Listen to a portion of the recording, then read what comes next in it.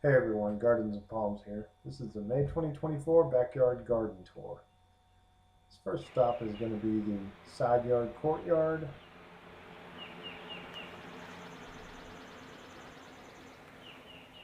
Got some jonquils here that are fading. Next to it is going to be some of these spiderwort or tradescantia with the light purple blooms.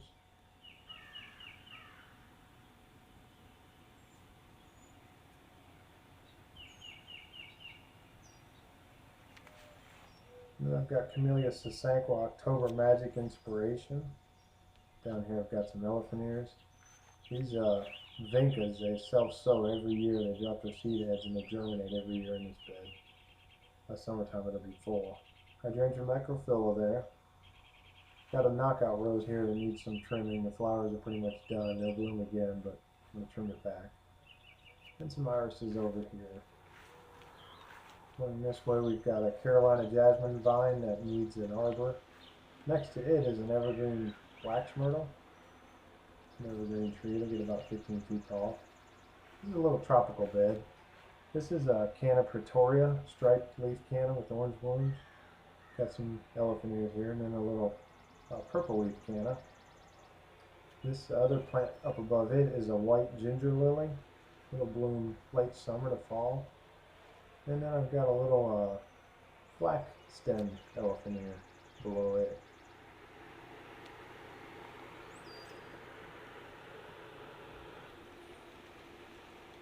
Crepe myrtle here. Not sure exactly what variety, but it's a white bloom. I've got my live oak tree here, underplanted with a couple of sable minors. This is a little windmill palm here. Doing alright, no protection during the winters. There's the sable minor on the one side. This live oak is about 12 feet tall now. It's growing pretty good. They're pretty fast growers early on. And the sable minor there on the other side. This is Camellia sasanqua Shishigashira. Sasanquas are fall blooming camellias. This has a medium pink color. Of course, I'll be doing videos of these and others in the fall. Got some blueberry bushes here, 3 of them, tomato in between them. Got quite a bit of blueberries. This is, I think, the second year I've had these. The birds will leave them alone. Might have to put some netting over it.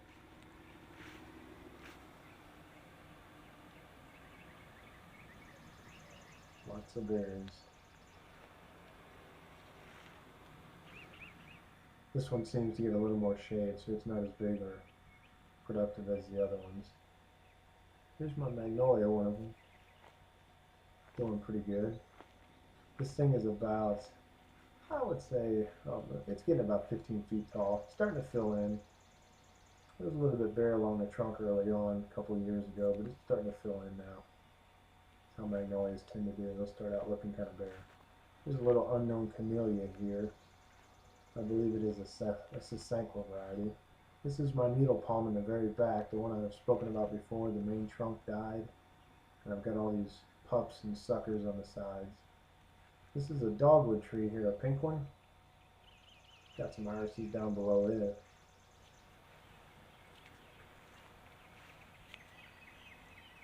And a little butterfly bush down there just below the dogwood. Kind of stuck in there. This is a rhododendron. Got some iris there too. Beside it is another windmill palm. There's the veggie garden. Got a lot of green beans coming up. And beside it is a Camellia japonica. This is Greensboro red. Japonicas are spring blooming camellias. Here's my fatsia doing pretty good. This thing's been moved 2 or 3 times before it finally a good spot that it was happy in. They need a lot of shade. I guess my yard was too sunny in most of the locations till I moved it, so it's doing pretty good now though. Fatsia japonica. My other 2 magnolias, these are Bracken's Brown Beauty. They're more narrow and upright than that first magnolia. They're blooms, if you've ever smelled them, they smell kind of like lemonade or have a citrusy smell.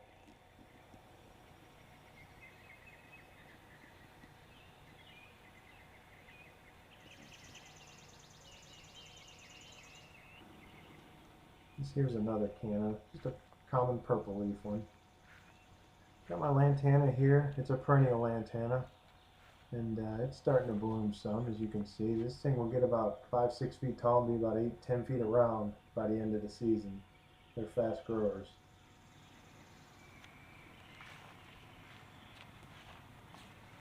And will be covered in blooms.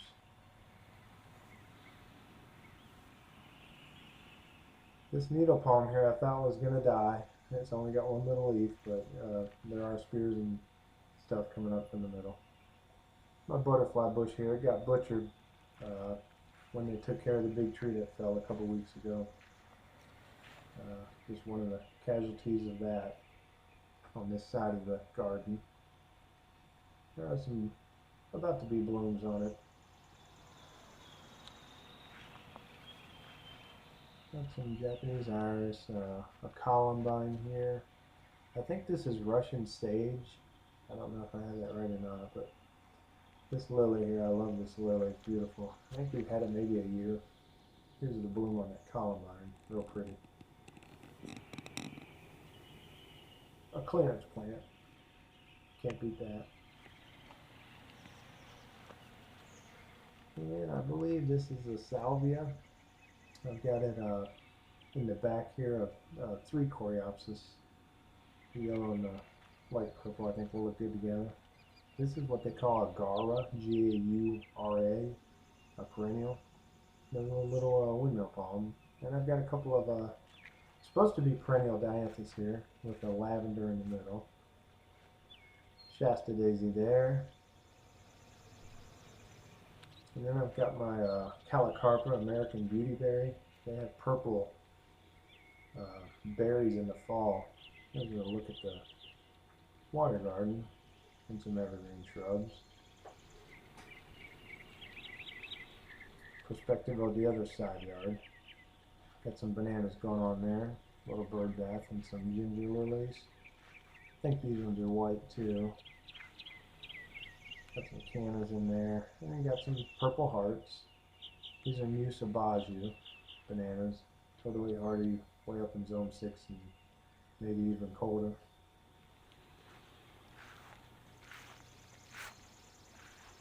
This is more purple hearts here. One to the left of it is supposed to be a perennial verbena. I haven't had much luck with verbena, so we'll see. Little miniature rose here. And here's my loquat tree. A couple years ago, it got bit back to the ground. It had to regrow. Pretty tough. I would say it's a zone 7 plant. I will eventually limb it up and give it that more tree-like appearance. This is Annabelle hydrangea here. It's got some white blooms.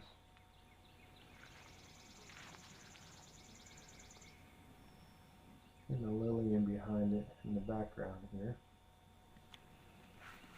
This here is a daylily. It's a newer one, sending up a bud. A light pink looking lily. This here is an older daylily. It's got a ton of buds on it. Here's my Camellia sasanqua. This is a Sereno repens. That sasanqua, by the way, is Autumn Moon. It's a white color, beautiful. It blooms in the fall. Looking really good. Got a bird's nest in the middle. And some more elephant ears over here. These things will get huge, probably about as tall as the fence, almost 6 foot by season's end. My only cherry laurel tree left now. The bad storm a couple weeks ago totally flattened and killed my other one pretty much. So, but this one's doing good. It's about 10 feet tall. Here's another windmill palm, small one. And behind it I've got Mexican petunias. That's a perennial. Comes back every year. It does well. These are as well, more purple hearts. They're simple enough. You can break a stem off and plant it in the ground directly. Keep it watered and it'll come back.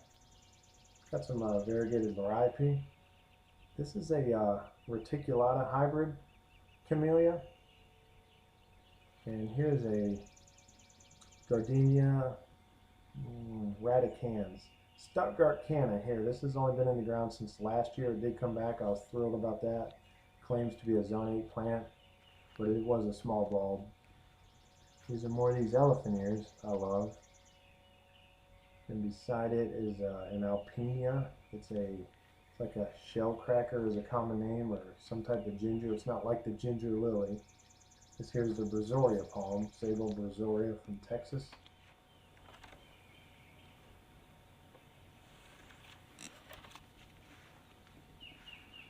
That camellia, by the way, was Frank Hauser. And you see the variegated Alpinia there. This is really a zone 8B plant, and they come back for me. I mulched it really well. It helps to be against the house like that. But I was thrilled at that come back. Moving further up, this is a palmetto here, Sable palmetto. Got some lilies there, stargazer lilies, one of my favorites. Hostas are looking good. Here's the clematis, finishing up some blooms. And the Sable palmetto again. It's got a new frond. Starting to trunk a little bit. Some Coreopsis there. Here with the yellow blooms. A lot of them had faded, so we trimmed them back. There's the trunk of one of my windmill palms. Probably about 3 foot or so, 4 foot of trunk. To give you an idea of perspective. This one was in the worst shape of all my big windmill palms, but it's coming out of it pretty good. This camellia here is Camellia japonica Pink Perfection. I've posted it before, and I have a section of camellias on a playlist, so you can check those out. Got some Shasta daisies here about to do their thing. And back there I got some ginger lilies in behind this limelight hydrangea right here. No blooms or buds on it yet much that I've seen, but it'll bloom later in the summer. Have cone-shaped blooms. There's some dianthus there. There's my little sago palm. Not really little, but just put out a new flush, so it'll be looking good here in a few weeks. My biggest windmill palm. It's got about, I don't know, 6 foot of trunk or so, or 7 foot. It's doing alright. Got a little canna here with a pretty pink bloom on it. It's not blooming yet, but you'll see it. Verbena here, some calla lilies. Got some more of the elephant ears that I like. You can see the pond in the background. I've got 3 goldfish and 2 frogs that took up residence last year. Here's the verbena. Got some pink mollygrass back there behind the pond. Got a little windmill palm here and some ginger lilies. I think these ginger lilies are white as well, blooms. Late summer, early fall. They'll begin blooming. Pink mollygrass, those blooms on them, they look like cotton candy. They're beautiful. Got 3 of those there. And this little sago palm. Of course, this little guy will be protected like the other sagos a little bit, but they're easy enough. This is a crepe myrtle. I forget the name of it. It's a southern living variety. It's got a really deep purple bloom, and it's supposed to be like about 8 to 10 foot top out at, roughly. Here's a shot of my 2 biggest windmill palms. See the yellow calla lilies. And behind it, some yellow lilies blooming. There's a few Coreopsis blooms still.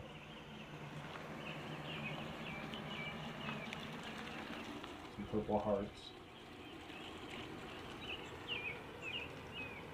And there's another verbena.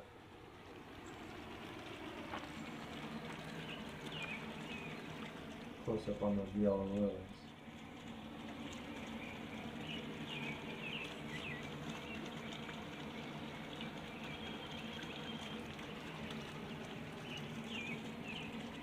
And close up on my bigger sago palm. Just basic sago palm, Cypress revoluta. These windmills are looking pretty good. I'm glad they're finally putting out some normal green looking healthy fronds instead of partially damaged. Gotta have uplights on your palms. Makes it look so much better. This gardenia here is August Beauty. My thinking is that this side that's got a lot of the blooms was more protected from these last couple of winters, so more blooms on that side. It's starting to bloom a little bit sporadically on the more exposed side, but it'll be alright. It's about a 4 foot plant. It'll get a little bigger than that. Got a little annual bed here. Needing some more plants in there. Those verbena we planted didn't do so well. Here's a little Dianthus sprig. This here is a variegated Clara. I don't remember if it's Romeo or Juliet, but it's part of the Southern Living Plant Collection. Lastly here, this is one of my 4 big windmills. It's doing pretty good as well. I think they've all produced about 4 or 5 good looking healthy green fronds. Of course we got a long ways to go through the growing season, so hopefully by fall they'll look really good again. Thanks for watching. I appreciate everyone coming to check it out. Have a good